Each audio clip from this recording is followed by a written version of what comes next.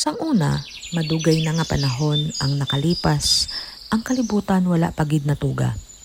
May ara lamang malapad nga kadagatan. Si Haring Manaol, matapos mapriso sang malawig kag masakit sang iya kontra nga si Haring Tubloklawi.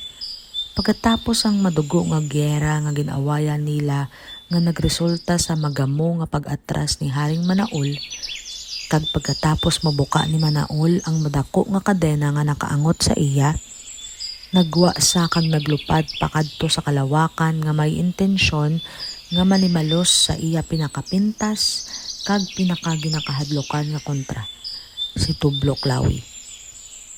Madamo na nga mga tinuig ang nagligad, nga si Haring Manaol nagsigi lupad sa kahanginan, naggalupad-lupad pakadto pakari nga wala may makita nga lugar nga pwede sa kahugpa kag makapahuway sa iya makapoy nga pagpangluparon.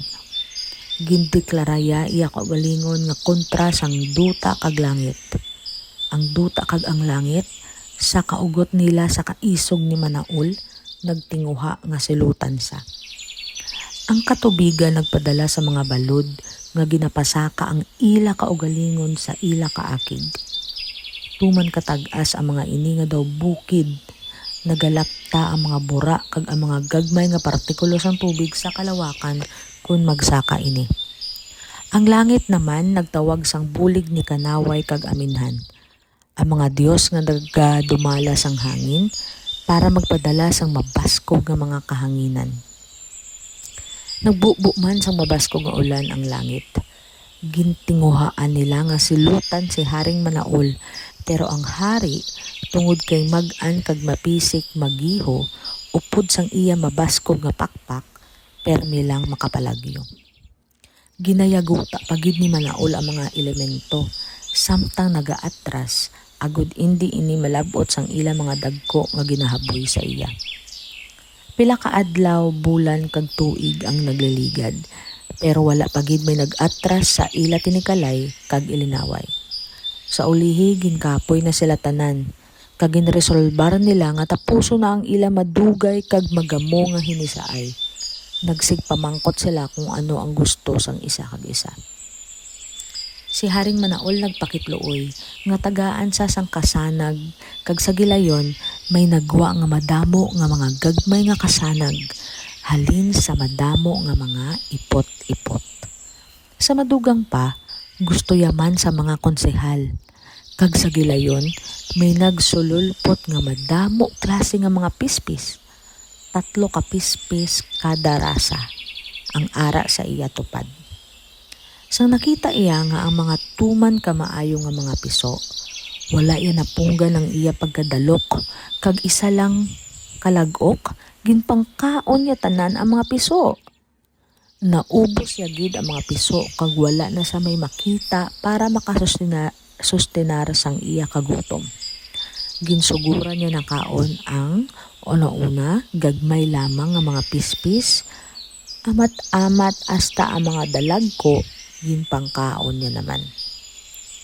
Ang mga konsehalya nga pispis sa piyak nga bahin nagsugod man kaon sa mga gagmay nga ipot-ipot, hasta nga daw maubos na tanan. Naakig si Haring Manaol sa insulto nga ginobra nila. Amo na ginpatawagya ang iya mga murugmon nga nataymingan naglabay sa ina nga lugar, kag nagpromisa nga pagasilutan sila niya sa ila pagtraidor sa iya. Ginobligar sila ni Manaol nga magabugtaw sila permi kada gabi, kag ginpadako sang dubli ang ila mga mata para sa dason makakita sila sang mas maayo kag hindi na pagkauno ng iya mga pinalangga nga ipot-ipot. Sugod sang moto nga tiyempo, ang mga kagustuhan ni Haring Manaol natuman na. Makita naton ang mga murugmon, upod ang ila dalagko nga mga mata, nga bugtaw kon gabi, ginaantos gihapon ang silot sa ila ni Haring Manaol. Nagsulod ang hari isang kahanginan, madamo sa iya mga konsehal ang ginpangkaon ni Manaol. Grabe gid ang kaakig sang hari. Ginpusdak ya tiil, kag nagsuka sang terrible nga mga kilat, daguob, kag ipo-ipo. Nagpangayo sa bulig kay kapitan-kaptan, sa mga higisinyas, sa mga henyo nga mga tawo sa kadagatan, para masilutan nila ang kaisong ni Manaol nga para sa iya wala na sa lugar. Siya nagpadala halin sa langit sa mga dalagko nga mga bato para matdunot si Manaol. Pero wala ini resulta kay ginlikawan man ini ni Haring Manaol. Sa ini nga mga bato natukod ang kadutaan. Mga dalagko nga bato ginahimo ni Manaol nga suporta kon maghugpa sa kag magpahuway halin sa iya paglupad. Amo na nga natiner na didto ang mga bato hasta mintras. Nahimo na sila nga balayan ni Manaol. Si Haring Manaol nga buhi sang malipayon hasta mintras. Ang ini nga mga kadutaan halin sa amo nga tsimpo hasta subong ara pa.